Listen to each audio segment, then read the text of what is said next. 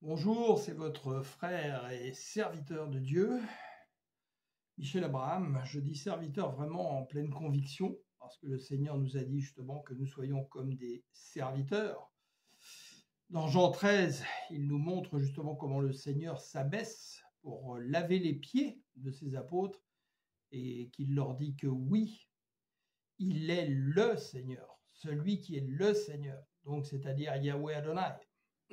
Et il leur dit, avez-vous compris ce que j'ai fait? Si oui, vous êtes heureux à condition que vous le pratiquiez. Donc nous sommes là pour servir tout le monde. Tout le monde, y compris ceux qui ne sont pas encore venus à Dieu. Aime ton prochain comme toi-même. Nous allons y revenir. Et je viens vous parler aujourd'hui. Le Seigneur m'en avait donné la conviction depuis quelques jours. J'hésitais un peu. Et puis ce matin, le Seigneur, j'aime beaucoup ses synchronicités. Je reçois par mon frère Olivier une publication qu'il a traduite dans Ndoubumak, que j'aime parce que justement, il est comme Jésus, c'est-à-dire un Jésus radical. Paf, il prend son fouet et nous en met une là, au niveau de la conscience. Waouh! C'est ce que faisait Jésus. Jésus était un radical. Et il n'était pas un béni-oui-oui, il n'était pas un babacool, il n'était pas un politiquement correct. Ça, c'est le Jésus qu'on essaye de vous parler dans la majorité des églises aujourd'hui. Ce n'est pas Jésus qui est derrière. Il y a plutôt un mec avec des cornes. L'autre Jésus, nous allons commencer par ce verset pour bien comprendre. Et il est grand temps qu'on se réveille.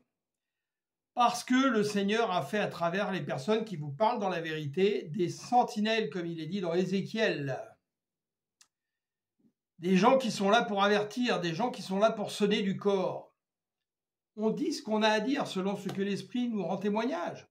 Si vous voulez l'accepter, tant mieux, c'est pour votre salut. Si vous ne voulez pas l'accepter, faites votre choix. Andrew Mac disait ce matin, et j'apprécie parce que c'est exactement la pleine conviction que le Saint-Esprit m'a donnée. Quand Jésus a donné à manger aux 5000 personnes, et quand après il leur a dit qu'il fallait qu'ils mangent leur corps, qu'ils boivent leur sang, etc., parce que Jésus connaissait leur cœur, leurs mauvaises intentions. Ils avaient juste la soif de manger. Comme beaucoup aujourd'hui viennent dans les églises parce qu'ils ont la soif des richesses du monde.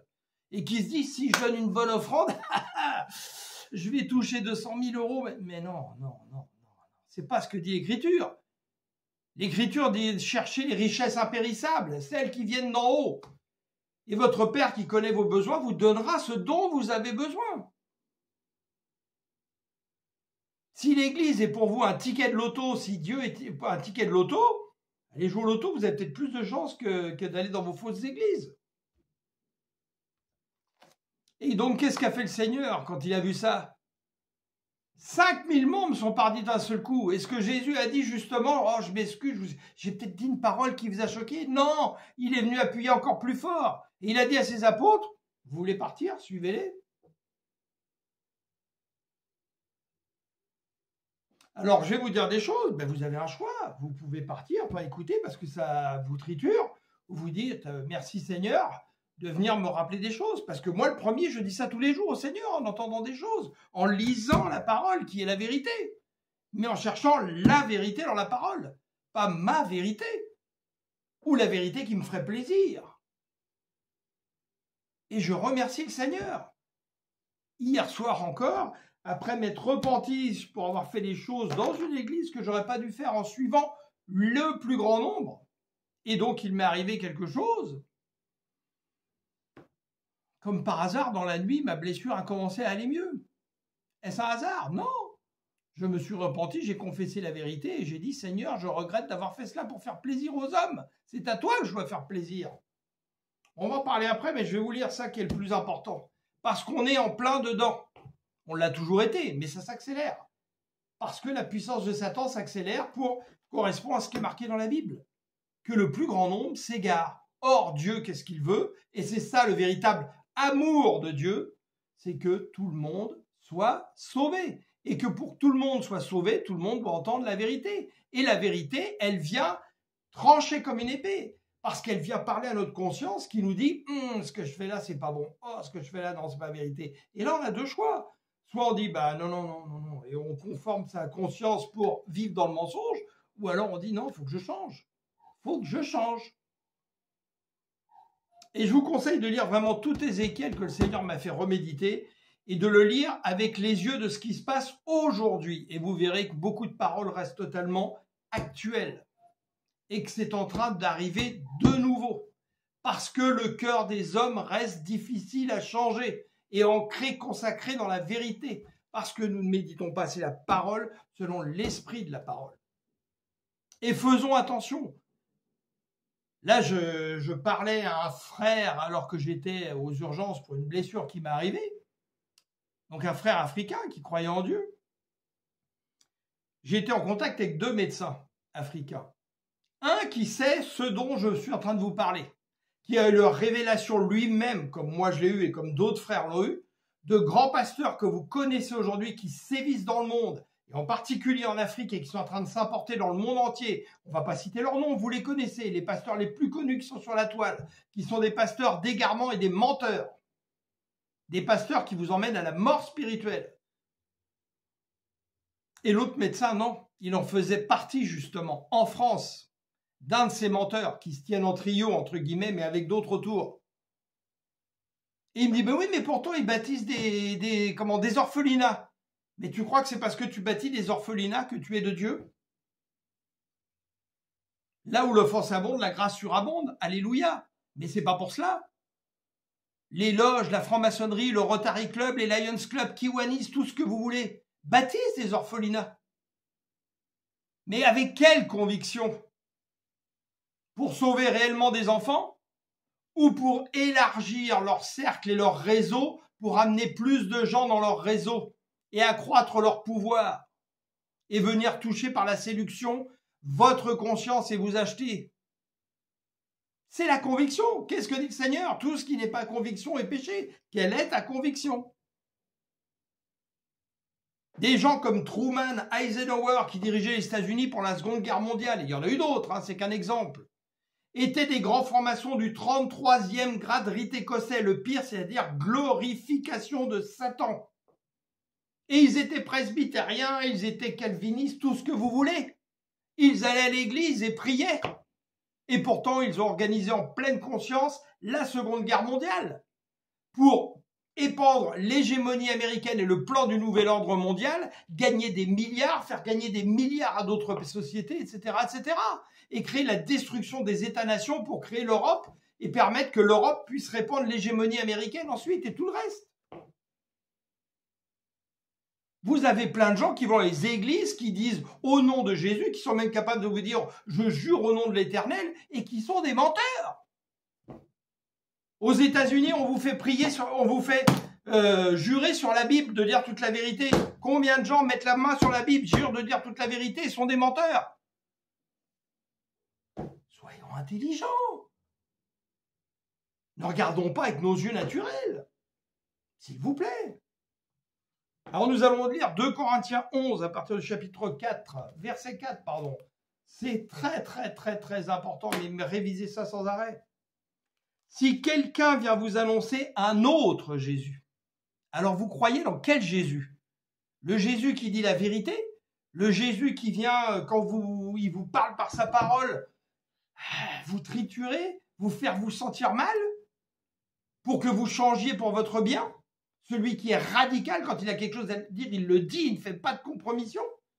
Ou au Jésus qui vient caresser vos oreilles, il vous fait du bien? C'est bon, je t'aime mon frère. Oui, oui, tu es voleur dans la vie, mais c'est pas grave, je t'aime, parce que le Seigneur a dit qu'il faut vous aimer. Ah, tu frappes ta femme, oui, mais je t'aime, parce que tu es mon frère. Ça, c'est un Jésus diabolique. C'est pas Jésus. C'est un usurpateur. Et il y en a plein dans les églises des hommes aujourd'hui. En particulier dans toutes les plus grandes institutions, quel que soit le nom qu'elles se soient donné. Et dans la plupart des méga-churches. Alors, un autre Jésus que celui que nous avons prêché. Donc, c'est les apôtres qui l'ont prêché. Vous le supportez fort bien. Oui, hélas. Oui, Seigneur, hélas, nous le supportons fort bien. Et je ne suis pas plus intelligent qu'à vous. Parce que Dieu m'a envoyé exprès dans ces églises méga-church de mensonges, au début de ma foi. Pourquoi? Pour voir si j'aimais la vérité. Et comme j'aimais la vérité, je suis même venu en confrontation dans le bureau de ces gens-là qui m'ont menti ouvertement et je le savais, le Saint-Esprit me l'a dit. Et petit à petit, je suis sorti de ces églises parce que j'ai vu que c'était le mensonge déguisé. Comme quand Satan est venu vouloir tromper Jésus sur le temple. Et qu'est-ce que Jésus a répondu? Toujours avec la parole. Il est écrit que, parce que le Satan connaît très bien la parole, mais il vient la tromper, la déformer, la tordre. Qu'est-ce que Jésus est venu dire au début de son ministère? Vous avez appris que, mais moi, je vous dis que. Et l'Esprit Saint a plein de choses à vous dire aujourd'hui en disant, moi, je vous dis que. Quand l'Esprit de la vérité sera venu, il vous rendra témoignage de Christ, la vérité. Il vous conduira dans toute la vérité.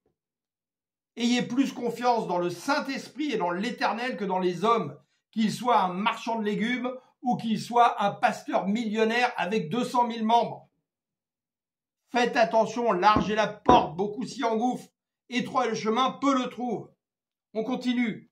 Vous supportez bien aussi de recevoir un autre esprit, donc pas le Saint-Esprit, l'esprit du monde, celui qui vient du diable, que celui que vous avez reçu, ou un autre évangile, un évangile tordu, trafiqué, que celui que vous avez accepté. Et lisez la suite de ce qu'il dit, vous verrez. C'est important. Il vous montre bien, par exemple, que là, il a été à la charge de personne. Pourtant, il était dans le besoin. Or, aujourd'hui, qu'est-ce qui se passe? On a des pasteurs millionnaires et qui sont même pas capables de donner un sou à une dame qui crève de faim. J'en ai été témoin. Quand ils font des œuvres devant les hommes, c'est pour être vus, mais c'est pas de leur cœur ou pour étendre leur réseau, parce qu'ils font partie des loges pour la plupart. Ils travaillent comme leur maître. Alors vous voyez, qu'est-ce qui m'est arrivé dans une église d'un très bon pasteur, une petite église, un pasteur qui prêche la vérité. Mais c'est pas pour ça qu'il y a que des gens qui sont dans la vérité dans son église. Et puis qui se conforment pas aux choses qu'ils voient dans le monde. Parce qu'ils sont tous sur Facebook, sur YouTube, ils voient des choses. Et ça rentre. Et ça les pollue. Alors dans la louange, ils se sont mis à danser comme des excités. Des excités. C'est un ancien rocker qui vous parle. Croyez-moi, je l'ai été un excité.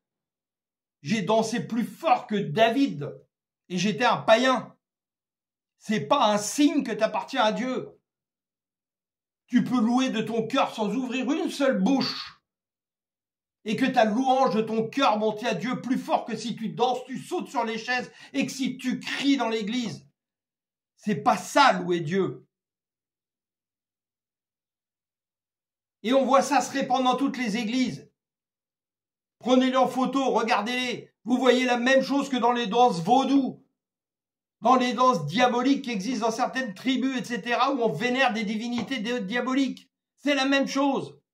Résultat, il y en a un qui m'a écrasé le talon avec un déchirement du tendon d'Achille. Je suis tombé par terre, je tenais même plus debout. On m'a allongé dans le bureau du pasteur. J'ai prié pendant 1 heure, j'ai demandé pardon au Seigneur. Pourquoi? Parce qu'on m'a invité à venir danser alors que je ne voulais pas et à participer à leur danse. Le Seigneur m'avait fait comprendre qu'il fallait pas que j'y aille. Pour me conformer aux autres, je l'ai fait. Boum! Satan a profité de passer par un homme pour essayer de m'abattre. Il m'a mordu au talon, comme il est dit dans l'Écriture, alors qu'on lui écrase la tête. Le Seigneur m'en a rendu témoignage hier soir. J'ai demandé pardon à Dieu, etc. pour tout cela. Résultat, au bout d'une demi-heure, 3/4 d'heure, en priant en langue pendant une demi-heure, etc., j'ai pu reposer le pied par terre. Je boitais encore, mais j'ai pu reposer le pied par terre. J'ai dit au Seigneur, affermis mes pas. Il est hors de question que je reparte de cette église, non sur mes jambes. Et cette nuit, en reparlant avec le Seigneur là-dessus, dans la nuit, la guérison a encore progressé. Et je sais que je vais être guéri très prochainement, même en dehors de tout médicament ou quoi que ce soit, par la puissance de la vérité. Alors faites attention, ne vous conformez pas au siècle présent, ne vous conformez pas à ce que vous voyez partout se faire. Et là, je suis retourné en Afrique, que je connais bien. Et j'ai vu les mêmes choses que quand je suis reparti il y a 2 ans. J'étais attristé, le Saint-Esprit qui était en moi était attristé. Vous le savez comme moi, il y a des églises à tous les coins de rue. Tous, derrière leur taxi, partout, c'est marqué des choses pour rendre soi-disant la gloire à Dieu.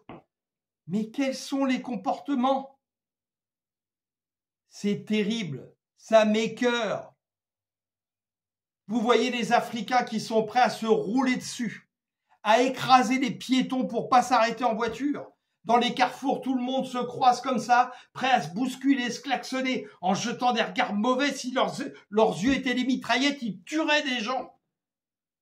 Et ils sortent de l'église. Ils vont à l'église dimanche prochain. Mais c'est pas des enfants de Dieu, je suis désolé. Si vous êtes enfant de Dieu, vous faites pas ça. Si vous êtes enfant de Dieu, vous vous arrêtez, vous faites signe à votre prochain de passer, vous lui laissez le passage. S'il y a un feu rouge, vous le grillez pas pour foutre la merde dans le carrefour. C'est pas des attitudes de Dieu. Vous rentrez pas dans des sens interdits en foutant le bordel dans toute la circulation et en plus en gueulant, ce qu'on voit tous les jours en Afrique. C'est pas normal. Repentez-vous, changez, soyez pas comme vos frères.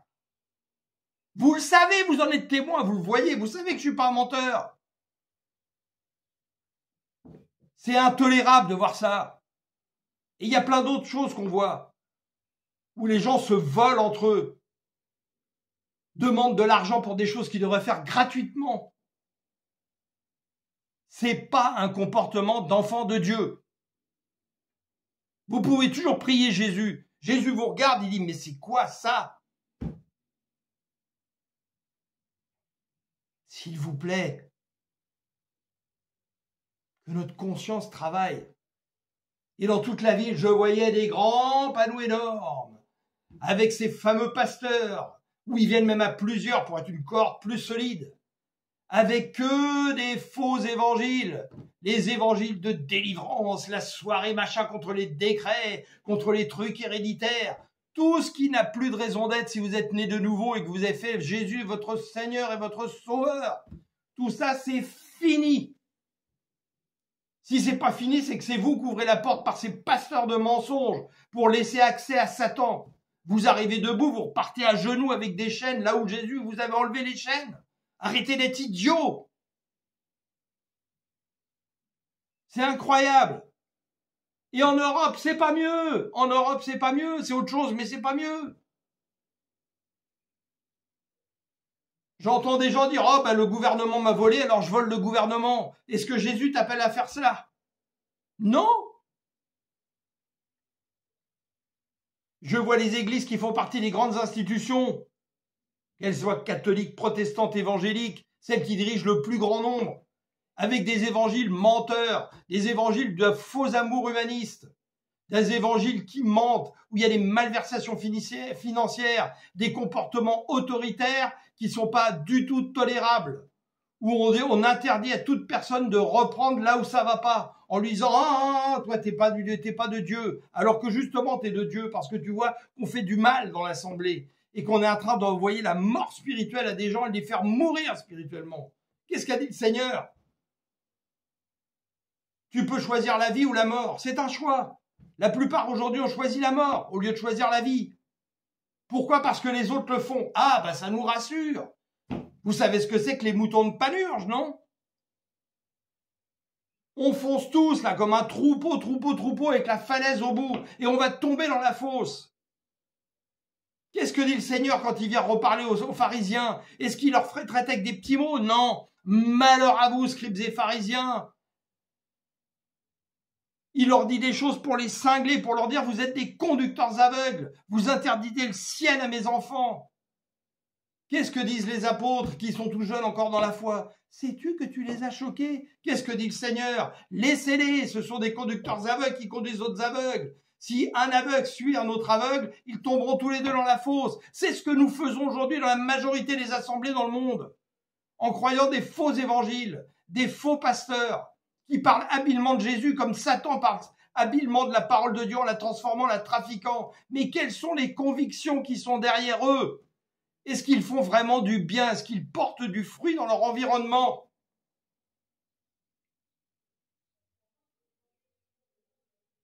Tout ça va introduire un sujet que je vais traiter après sur la dîme, justement. La dîme n'a pas cours. J'avais reçu cette pleine révélation du Saint-Esprit en 2020. Je me suis fait arracher cette conviction par des pasteurs, pourtant qui sont bons, qui sont gentils, mais formatés de génération en génération et qui se conforment à ce que tous les autres font.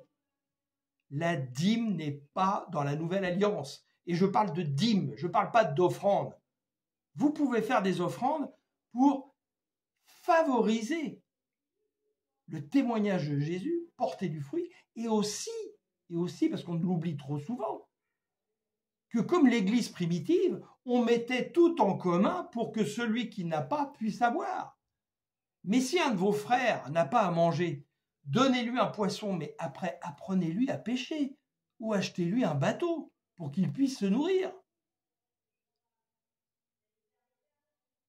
L'argent qui est dans les églises, il est là pour ça aussi. Il n'est pas là pour bâtir des bâtiments, des cathédrales à des millions d'euros. La parole le dit. Dieu n'a pas besoin de temple bâti de main d'homme, il ne vit pas dedans. C'est vous le temple. Alors si c'est vous le temple du Saint-Esprit, vous allez faire quoi? Prendre vos billets et les manger pour qu'il y ait de la nourriture dans votre temple? Arrêtons d'être stupides. Nous allons en parler en profondeur après de tout cela. Non.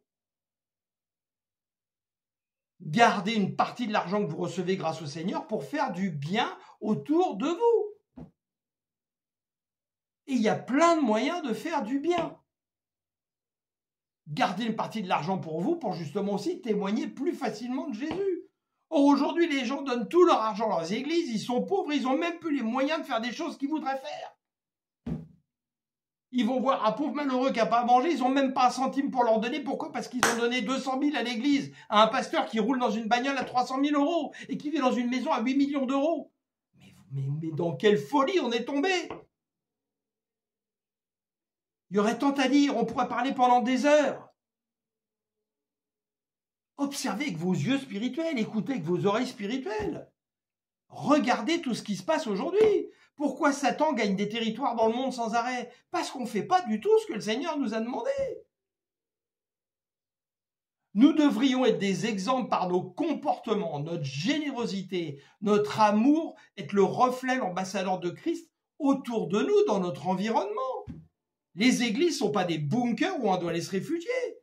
Le travail, il nous attend, c'est dans le monde, autour de vous, dans votre travail. Là où vous marchez dans la rue. Quand vous voyez des frères qui font n'importe quoi, vous prenez un taxi en Afrique, vous voyez le chauffeur faire n'importe quoi, dites-lui. Tu crois en Dieu? Il va dire, ah oui, je vais à l'église. Et tu crois que ce que tu viens de faire, ça correspond à un comportement d'enfant de Dieu? Dites-lui. Si ça ne lui plaît pas, eh bien, hop, arrête-toi, je vais descendre, je vais prendre un autre taxi. C'est pas le problème.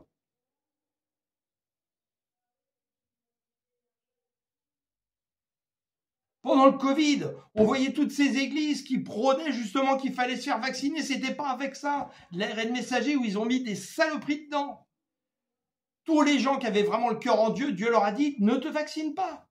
Ces gens-là ne se sont pas vaccinés. Ils ne sont pas morts, au contraire, ils sont en meilleure santé. Certains ont perdu leur travail, mais ont retrouvé un travail meilleur. Moi, je l'ai vécu dans mon travail. On m'a dit, ah, mais t'es le dernier qui n'est pas vacciné, machin, etc. J'aurais dit, c'est clair, je t'ai dit depuis le début, je ne me vaccinerai pas, ce n'est pas un vaccin. Fais ce que tu as à faire, tu veux me virer, vire-moi. Et on ne m'a pas viré. On ne risquait pas de me virer. J'ai tué celui qui rapportait le plus d'argent, plus de 3,5 millions d'euros dans l'entreprise. Il ne connaissait pas la parole, mon patron, mais il avait bien reconnu un Joseph, comme Potiphar avait reconnu un Joseph. Et j'ai des frères et sœurs qui ont été virés, qui ont retrouvé des boulots 10 fois meilleurs. Pourquoi veux-tu arracher la conviction du Saint-Esprit pour obéir aux hommes? Un de mes amis pasteurs que j'aime beaucoup, son église est dans un centre commercial. Il s'est fait vacciner. Il m'a dit, bah oui, je suis obligé parce que sinon on n'avait pas accès au centre commercial. Donc en fait, tous les autres, toutes ces brebis sont vaccinées. Ben, je lui ai dit en pleine face. Je lui ai dit, t'as eu tort. Ben, il dit, qu'est-ce qu'on pouvait faire? Ben, je lui ai dit, fermez ton église. C'est quoi le problème? Et puis t'en ouvrais une ailleurs. Quel est le problème?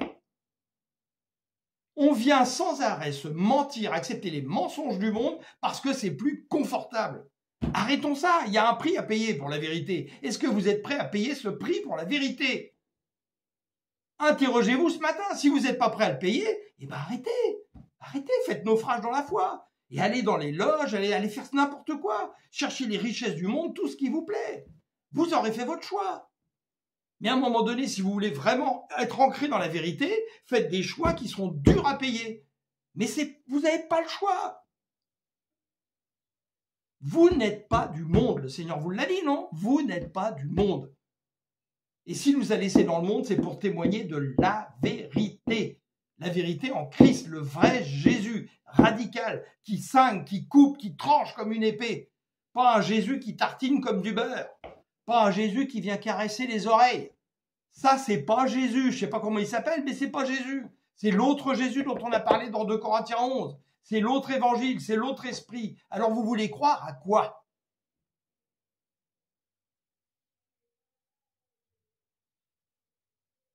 Des gens comme moi, comme Andrew Wommack et bien d'autres. Il y a des noms que je ne peux pas citer. Mais des amis que je connais qui sont vraiment ancrés dans la vérité. Il va y en avoir de plus en plus. Parce que c'est le Saint-Esprit qui est en train de les susciter, de les réveiller. Et on va dénoncer de plus en plus les mauvaises œuvres, au risque de perdre notre vie. Mais on s'en fout. Parce qu'on a fait un choix qui est le choix de la vérité. Alors s'il vous plaît, mes frères et sœurs, vraiment, méditez tout ça. Et méditez la parole de Dieu. C'est elle qui transforme. Arrêtez d'aller à des cultes où vous arrivez les mains vides. Vous devriez déjà avoir des blocs, des notes, etc. Et faire quoi? Vérifiez chez vous. Est-ce qu'on vous a dit, vous ouvrez la parole, vous méditez, pas le verset seulement, tout le chapitre, le contexte, etc. Est-ce qu'on m'a dit la vérité ou est-ce qu'on a tordu la parole? Qu'est-ce que je suis venu chercher à l'église? Qu'est-ce qu'on veut me vendre dans cette église? Les richesses du monde, la compromission ou la vérité qui fait mal, qui cingle, mais qui va me sauver? Réfléchissons, posons-nous des questions. On n'est pas des petits oiseaux dans le nid qui ouvrent la bouche et on remplit ça, non.